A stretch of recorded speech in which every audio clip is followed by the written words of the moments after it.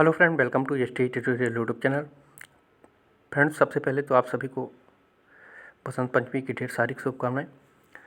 और उसी के अगले क्रम में हम लोग 5वां प्रैक्टिस सेट देखेंगे, जो सामान्य ज्ञान समसामयिक घटनाएं आपके सुपर टेट के लिए परीक्षा में जो पूछे जाते हैं, प्राइमरी और जूनियर सभी के लिए है। और इसके पहले का पार्ट आप लोग प्ले लिस्ट में जाकर के देख सकते हैं, जो आपके एग्ज़ाम के लिए काफ़ी महत्वपूर्ण है। तो अगर वीडियो अच्छा लगे तो चैनल को सब्सक्राइब कीजिएगा, और जो नए लोग हैं वो चैनल को सब्सक्राइब करके बेल आइकन को प्रेस कर लीजिएगा, ताकि आने वाली वीडियो का नोटिफिकेशन आप सभी को मिल सके। तो चलिए प्रश्न को शुरू करते हैं। पहला प्रश्न है आपका, डेविड वार्नर किस देश के लिए क्रिकेट खेलते हैं? तो डेविड वार्नर जो है ये ऑस्ट्रेलिया क्रिकेट टीम से हैं, ठीक है। और मार्च 2018 में इनको दक्षिण अफ्रीका के विरुद्ध जो है मैच में डेविड वार्नर तथा स्टीव स्मिथ को जो है बाल के साथ छेड़छाड़ी करने पर दोषी पाया गया था, और इन लोगों को सज़ा भी मिली थी, तो इसलिए ये पूछा गया था प्रश्न, ठीक है। तो सी ऑप्शन करेक्ट होगा। 102 नंबर प्रश्न है, इकेबाना एक जापानी कला है जो कि किससे संबंधित है? तो इकेबाना एक जापानी कला है, ये फूलों को सजाने से संबंधित है, ठीक है, फूलों को सजाने से संबंधित है।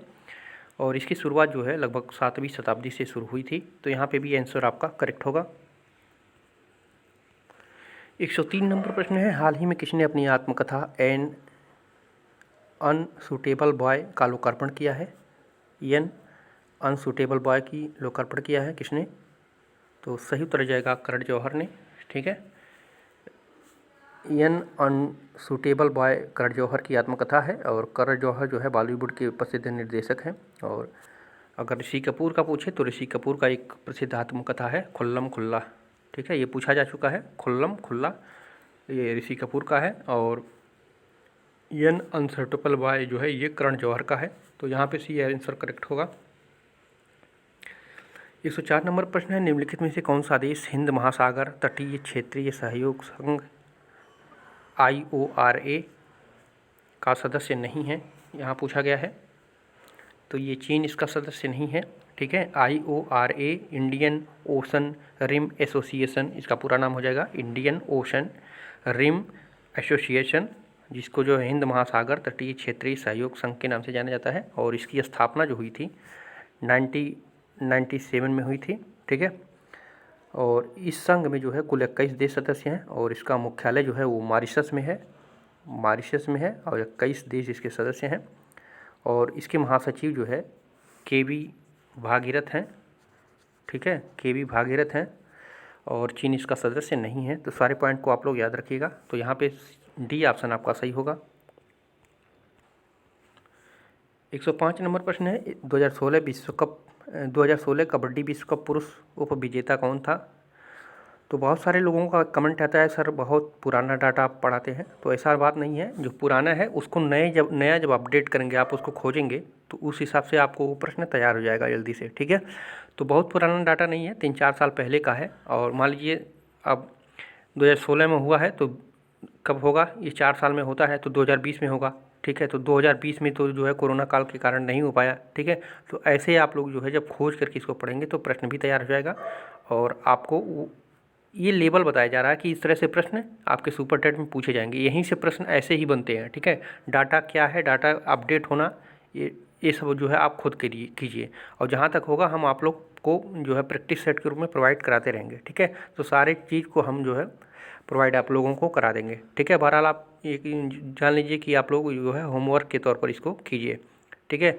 तो सही उत्तर हो जाएगा आपका ऑप्शन नंबर बी, ईरान, ठीक है, उप विजेता ईरान था, ठीक है। वर्ष 2016 के कबड्डी विश्व कप का आयोजन जो है भारत के अहमदाबाद में शहर में किया गया था, और इस विश्व कप में भारत विजयी रहा था, और ईरान जो है रनर यानी उप विजेता था। और यह विश्व कप भारत जो है 2004 का, 2007 का और 2016 का, ठीक है, भारत जो है विजेता रहा है, ठीक है। तो ये सारे फैक्ट को आप याद रखिएगा। और अपडेट की बात है तो अपडेट आप होते रहिए, ठीक है, लेकिन बाद में हम जो है आपको करंट दे देंगे इसका, ठीक है, उसमें घबराने की बात नहीं है। तो जैसे आप लोग जब होमवर्क करेंगे तो आप लोगों की तैयारी और अच्छी होगी, ये चीज़ जान लीजिए कि प्रश्न ऐसे ही आपके परीक्षा में रखे जाएंगे, ठीक है। 106 नंबर प्रश्न है, निम्नलिखित में से किस पुस्तक ने द मैन बुकर पुरस्कार 2016 जीता है? तो सही उत्तर हो जाएगा आपका option number A, the sell out, ठीक है। दे सेल आउट जो पुस्तक थी, मैन बुकर पुरस्कार जो है 2016 की जीती थी। अब रही बात 2020 की, तो 2020 की जो पुस्तक है सुजेस JIE और उसके बाद बेन BAIN, इस पुस्तक को जो है सुजेस बेन को जो है 2020 का द मैन बुकर पुरस्कार से नवाजा गया है। और इसकी लेखक कौन है, तो डगलस, ठीक है, डगलस स्टुअर्ट इसके लेखक हैं। और ये स्टाकिस के लेखक हैं, ठीक है। स्टाकिस एक देश है, वहाँ के लेखक हैं, ठीक है। तो वहाँ पे आप लोग अपडेट हो गए 2016 से और 2020 का, ठीक है। तो 2020 में जो है सजेस बेन को और डगलस स्टुअर्ट द्वारा लिखा गया है, ठीक है। ये स्टाकिस लेखक हैं, ठीक है। तो ये आप लोग याद रखिएगा। और मैन बुकर पुरस्कार को जो है राष्ट्रकुल या आयरलैंड के नागरिकों द्वारा लिखे गए उपन्यासों के लिए जो है प्रतिवर्ष दिया जाता है, ठीक है। और विजेता को 60,000 पाउंड की राशि दी जाती है। तो इसको आप लोग याद रखिएगा। 107 नंबर प्रश्न है, नीचे दिए गए कथनों में से कौन सा कथन सही है, सही पूछ रहा है। तो उपन्यास गिलियड के लेखक डॉन विंसलो हैं, तो ये बिल्कुल सही है। उपन्यास वुल्फ हाल के लेखक स्टीफन डॉबिन्स हैं, तो ये भी सही है। उपन्यास to kill a mockingbird के लेखक हार्पर ली हैं, तो ये आपका गलत हो जाएगा, ठीक है। ये आपका गलत हो जाएगा, इनके लेखक हार्पर ली नहीं है, ठीक है। तो यहाँ पे सही पूछा है, तो 1 और 2 आपका सही हो जाएगा। तो सही उत्तर हो जाएगा आपका ऑप्शन नंबर A, ठीक है।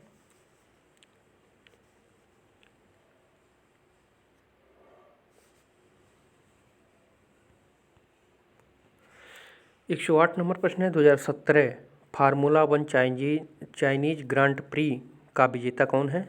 2017 फार्मूला 1 चाइनीज ग्रांड प्री का विजेता कौन है, तो ये है लुइस हैमिल्टन, ठीक है। लुइस हैमिल्टन ने जो है 2017 फार्मूला 1 चाइनीज ग्रांड प्री का विजेता हुआ है, ठीक है। तो सही उत्तर हो जाएगा B। 109 नंबर प्रश्न है, निम्नलिखित में से ग्रैमी पुरस्कार 2016 वर्ष का रिकॉर्ड ऑफ द ईयर विजेता कौन था। तो ये विजेता था आपका अपटाउन फंक, ठीक है, अपटाउन फंक, ठीक है। वर्ष 1959 से प्रतिवर्ष जो है national academy of recording arts and sciences के द्वारा जो है Grammy award record of the year दिया जाता है, ठीक है। तो 2016 में जो है अपटाउन फंक और 2017 में जो दिया गया था वो हैलो के लिए, ठीक है, हैलो के लिए। और 2018 में जो दिया गया था वो किसके लिए, तो वो दिया गया था ब्रूनो मार्स को मैजिक 24 के मैजिक के लिए दिया गया था, ठीक है। तो हैलो को दिया गया था डेलीड के लिए, ठीक है, डेलीड के लिए दिया गया था। और 2018 में दिया गया था ब्रूनो मार्स को 24 के मैजिक के लिए दिया गया था, ठीक है। तो और 16 में जो है किसको दिया गया था, अपटाउन फंक को, ठीक है, मार्क रानसन को अपटाउन फंक के लिए, ठीक है। तो यहाँ पे सारे फैक्ट को याद रखिएगा, ठीक है। 110 नंबर क्वेश्चन है, उपन्यास डार्कनेस एट नून के लेखक विक्टर लालवेल हैं। 2 है उपन्यास द ग्रेट गैट्सबी के लेखक F स्टॉक फिट्जगेराल्ड हैं। और तीसरा है उपन्यास the sound and the fury के लेखक L रोन हर्बार्ड हैं। तो उसमें से कौन सा सही नहीं है, तो करेक्ट आंसर हो जाएगा आपका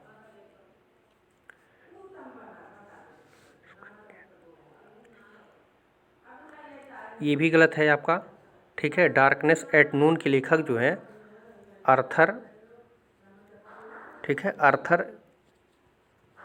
कासलर हैं, ठीक है, आर्थर कासलर हैं। और आपका दूसरा सो सही है, द ग्रेट गैट्सबी के लेखक जो है स्टॉक फिट्जगेराल्ड है। और ये the sound and the fury के लेखक जो हैं ये विलियम फाकनर हैं, ये भी आपका गलत है, ठीक है। कौन है, तो विलियम फाकनर हैं, ठीक है, विलियम फाकनर हैं, ठीक है। तो यहाँ पे 1, 3 दोनों गलत है, केवल 2 आपका सही हो जाएगा। इसका जो है डार्कनेस एट नून का आर्थर कास्टलर है और the sound and the fury का जो है ये है विलियम फाकनर, ठीक है। तो यहाँ पे C ऑप्शन आपका करेक्ट हो जाएगा। 111 नंबर प्रश्न है, कौन सा देश बहुक्षेत्रीय तकनीक और आर्थिक सहयोग के लिए बंगाल की खाड़ी पहल BIMSTEC का सदस्य नहीं है? तो ये सदस्य नहीं है, कौन सा पूछा है, तो ये पाकिस्तान इसका सदस्य नहीं है। ठीक है, बहुक्षेत्रीय तकनीक एवं आर्थिक सहयोग के लिए बंगाल की खाड़ी जो BIMSTEC समूह की स्थापना की गई थी, ये 6 जून जो है 1997 में की गई थी इसकी स्थापना। ठीक है, 1997 में की गई थी।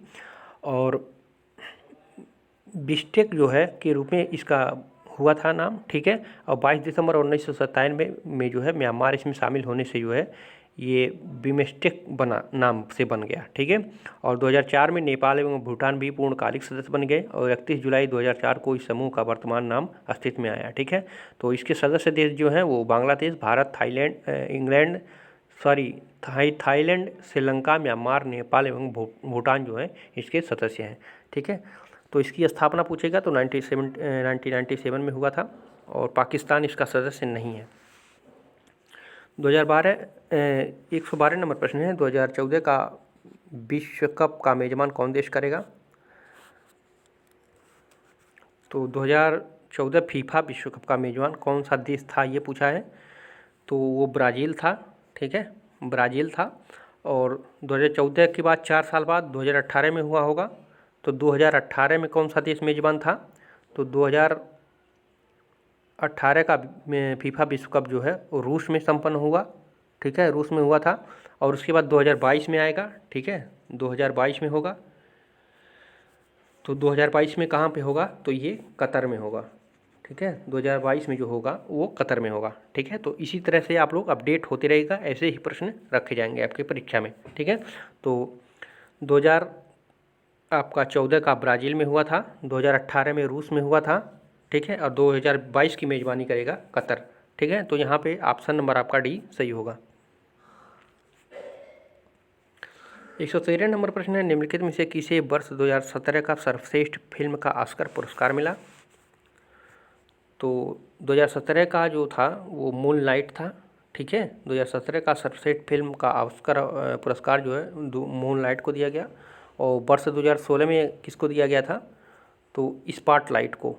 ठीक है, 2016 में किसको दिया गया था? तो स्पॉटलाइट को। और आपको बताना है करंट का 2020 का आपको बताना है। ठीक है, तो 2020 आप लोग कमेंट कीजिएगा। ठीक है, 114 नंबर प्रश्न है, नीचे दिए गए कथनों में से कौन सा कथन सही है?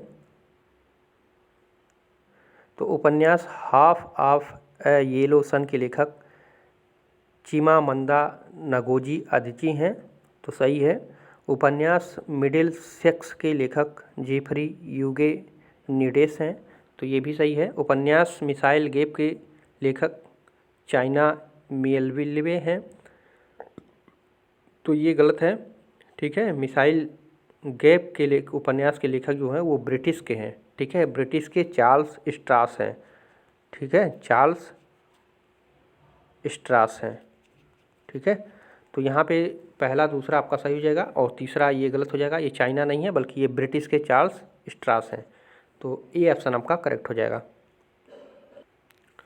115 नंबर प्रश्न है, 2015 रग्बी विश्व कप पुरुष विजेता कौन था? तो 2015 का रग्बी विश्व कप का जो पुरुष विजेता था वो कहाँ था? वो न्यूजीलैंड का था। ठीक है, बस 2015 का रग्बी विश्व कप इंग्लैंड में आयोजित हुआ था और इसमें न्यूजीलैंड जो ने है ऑस्ट्रेलिया को हराकर विश्व कप जीता था। यह प्रतियोगिता सर्वप्रथम जो है 1987 में संपन्न हुई थी, तो ए ऑप्शन आपका सही होगा। 116 नंबर प्रश्न है, निम्नलिखित में से किसे वर्ष 2017 का सर्वश्रेष्ठ फिल्म के लिए जो है 62वां फिल्म फेयर पुरस्कार मिला है? तो ये मिला है दंगल को। ठीक है, 62वें फिल्म फेयर पुरस्कारों का आयोजन जो है 2017 में हुआ और इसमें दंगल को सर्वश्रेष्ठ फिल्म, आमिर खान को सर्वश्रेष्ठ अभिनेता और आलिया भट्ट को जो है सर्वश्रेष्ठ अभिनेत्री का पुरस्कार मिला था, तो ए ऑप्शन आपका करेक्ट होगा। 117 नंबर प्रश्न है, निम्नलिखित में से ग्रैमी पुरस्कार 2016 वर्ष का सॉन्ग ऑफ द ईयर विजेता कौन सा था? तो ये था थिंकिंग आउट लाउड। ठीक है, वर्ष 2015 का जो था वो अपटाउन फंक, 2016 का song of the year hello. ठीक है, और 2017 का जो है कौन था? Thinking out loud. तो यहाँ पे डी ऑप्शन आपका सही होगा। 118 नंबर प्रश्न है, निम्नलिखित में से गलत युग्म को इंगित कीजिए। तो कानपुर चमड़ा के लिए तो बिल्कुल सही है। वाराणसी सीमेंट के लिए तो ये गलत है।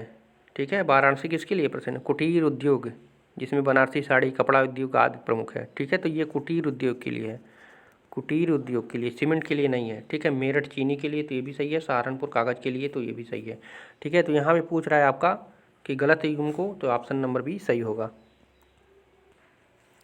119 नंबर है, कौन सा देश दक्षिण एशियाई मुक्त व्यापार क्षेत्र का हिस्सा नहीं है? तो सही उत्तर हो जाएगा आपका ऑप्शन नंबर चीन। ठीक है, दक्षिण एशियाई क्षेत्रीय सहयोग संगठन जो सार्क है, दक्षिण एशिया के 8 देशों का आर्थिक और राजनीतिक संगठन है। संगठन के सदस्य देशों की जनसंख्या को देखा जाए तो यह किसी भी क्षेत्रीय संगठन की तुलना में ज़्यादा प्रभावशाली है। इसकी स्थापना जो हुई थी 1985 में हुई थी। ठीक है, पाकिस्तान, बांग्लादेश, श्रीलंका, नेपाल, मालदीव, भूटान और मिलकर ये बनाई गई है। ठीक है, तो इसमें जो है चीन इसका सदस्य नहीं है।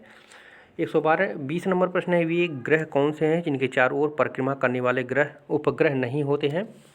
तो कौन से ग्रह हैं? तो वो बुध और शुक्र हैं। ठीक है, बुध एवं शुक्र ग्रहों के चारों ओर परिक्रमा करने वाले उपग्रह नहीं है। ठीक है, इनका सबसे विशिष्ट गुण यह है कि इनमें चुंबकीय क्षेत्र का होना, ये सूर्य की परिक्रमा सबसे कम समय में पूरी करते हैं। ठीक है, शुक्र जो है पृथ्वी का सबसे निकटतम ग्रह है और यह सबसे जो है चमकीला एवं गर्म ग्रह माना जाता है। ठीक है, इसे जो है शुक्र को सांझ का तारा, भोर का तारा भी कहा जाता है। ठीक है, तो ये दोनों ग्रह हैं जो वो किसी अन्य ग्रह का उपग्रह नहीं है। ठीक है, इनकी जो चारों तरफ उपग्रह कोई नहीं है, तो यहाँ पे भी ऑप्शन सही होगा। 121 नंबर प्रश्न है, निम्नलिखित में से वह कौन है जिसे भारतीय न होने पर भी भारत रत्न से सम्मानित किया गया था? तो नेल्सन मंडेला को आप लोग जानते होंगे। ठीक है, नेल्सन मंडेला जो है 1990 और ये दक्षिण अफ्रीका के भूतपूर्व राष्ट्रपति थे, वो इनको भारत रत्न से सम्मानित किया गया था। ठीक है, 122 नंबर प्रश्न है, सलमान रुश्दी के नवीनतम उपन्यास का नाम क्या है? तो द मूर्स लास्ट साई। ठीक है, द मूर्स लास्ट साई, तो यहाँ पे ए ऑप्शन आपका सही हो जाएगा। 123 नंबर प्रश्न है, संयुक्त राष्ट्र महासभा द्वारा मानव अधिकारों की विश्वव्यापी घोषणा कब स्वीकृति की गई थी? तो ये कब की गई थी? तो 10 दिसंबर 1948 को किया गया था। ठीक है, संयुक्त राष्ट्र के महासभा द्वारा जो है मानव अधिकारों के विश्वव्यापी की घोषणा जो है 10 दिसंबर 1948 को किया गया था। ठीक है, और संयुक्त राष्ट्र संघ की स्थापना जो है 24 अक्टूबर 1945 को हुआ था। ठीक है, तो ये दोनों को याद रखिएगा। 124 नंबर प्रश्न है, संयुक्त राष्ट्र के 5 महाशक्तियाँ निषेधाधिकार का उपयोग किसमें करती हैं? तो ये किस सुरक्षा परिषद में करती हैं। ठीक है, संयुक्त राष्ट्र सुरक्षा परिषद में 5 अस्थायी सदस्यों के पास जो है वीटो पावर है और वीटो पावर का अर्थ होता है निषेधाधिकार, और इसका उपयोग जो है सुरक्षा परिषद में ही किया जाता है। तो यहाँ पे आपका बी ऑप्शन सही होगा। 125 नंबर प्रश्न है, निम्नलिखित भारतीयों में से कौन यूनेस्को का अध्यक्ष रहा है? तो ये डॉक्टर जाकिर हुसैन जो है यूनेस्को के अध्यक्ष रह चुके हैं। ठीक है, भारत के स्वतंत्रता सेनानी और भारत के ये तीसरे तथा प्रथम मुस्लिम राष्ट्रपति जो थे, यूनेस्को के भी अध्यक्ष पद पर जो है 1956 से लेकर के 1958 तक थे। ठीक है, इतना याद रखिएगा। ये जाकिर हुसैन प्रथम मुस्लिम राष्ट्रपति थे। ठीक है, और ये जो है यूनेस्को के अध्यक्ष भी रह चुके हैं। ठीक है, तो यहाँ पे ए ऑप्शन सही हो जाएगा। 126 नंबर प्रश्न है, निम्न में से विश्व बैंक का मुख्यालय कौन सा है? तो विश्व बैंक का मुख्यालय कहाँ पे है? तो ये वाशिंगटन में है। ठीक है, इसका मुख्यालय अमेरिका की राजधानी वाशिंगटन में है। 127 नंबर प्रश्न है, प्रतिवर्ष खेले जाने वाली 4 ग्रांड स्लाम टेनिस प्रतियोगिताओं में प्रथम कौन सी होती है? तो पहला होती है ऑस्ट्रेलिया ओपन। ठीक है, इसको जो है लाल टेनिस के नाम से भी, लाल टेनिस का नाम भी मिला है। ठीक है, ऑस्ट्रेलियन ओपन इसमें जो है प्रथम होती है, जो जनवरी में हर साल आयोजित की जाती है। ठीक है, तो प्रतिवर्ष खेली जाने वाली 4 ग्रांड स्लाम होता है। ठीक है, टेनिस प्रतियोगिता होता है, तो प्रथम जो होता है वो ऑस्ट्रेलिया ओपन होता है। ठीक है, और इसको जो है लान टेनिस के नाम से भी जाना जाता है। 128 नंबर प्रश्न है, 2014 का नोबेल पुरस्कार कैलाश सत्यार्थी को किस क्षेत्र में प्रदान किया गया था? तो ये उनको शांति के क्षेत्र में। ठीक है, भारत में बाल अधिकारों के ये जन्मदाता भी हैं। ठीक है, तो इनको जो है बाल अधिकारों के लिए संघर्ष करने वाले कैलाश सत्यार्थी को जो है 2014 में संयुक्त रूप से नोबेल शांति पुरस्कार देने की घोषणा की गई थी। और मदर टेरेसा 1979 के बाद जो है कैलाश सत्यार्थी सिर्फ दूसरे भारतीय हैं जिन्हें नोबेल शांति पुरस्कार से नवाजा गया था। इसके पहले जो है मदर टेरेसा को दिया गया था शांति के क्षेत्र में। 129 नंबर प्रश्न है, वह कौन सा भारतीय क्रिकेट खिलाड़ी है जिसने अपने प्रथम टेस्ट मैच में लगातार शतक बनाने वाले अद्वितीय कीर्तिमान बनाया है? तो ये मोहम्मद अजहरुद्दीन है। ठीक है, मोहम्मद अजहरुद्दीन जो है मसूदी ने अपने कैरियर टेस्ट मैच में 22 शतक लगाए हैं। ठीक है, तो लगातार 22 शतक लगाने का इनको रिकॉर्ड है मोहम्मद अजहरुद्दीन को। 130 नंबर प्रश्न है, क्रिकेट का प्रथम विश्व कप कब आयोजित किया गया था? तो ये 1975 में। ठीक है, पहला विश्व कप जो है जून 1975 में इंग्लैंड में आयोजित किया गया था, जिसमें पहला वनडे क्रिकेट मैच केवल 4 साल पहले खेला गया था। ठीक है, तो सबसे पहला विश्व कप जो है 1975 में कहाँ पे? इंग्लैंड में हुआ था। ठीक है, तो फ्रेंड्स ये रहे महत्वपूर्ण प्रश्न। कैसा लगा वीडियो कमेंट करके जरूर बताइएगा। वीडियो अच्छा लगा हो तो चैनल को सब्सक्राइब और लाइक जरूर कीजिएगा। फिर मिलते हैं अगले पार्ट में। पूरा वीडियो देखने के लिए आप सभी को धन्यवाद।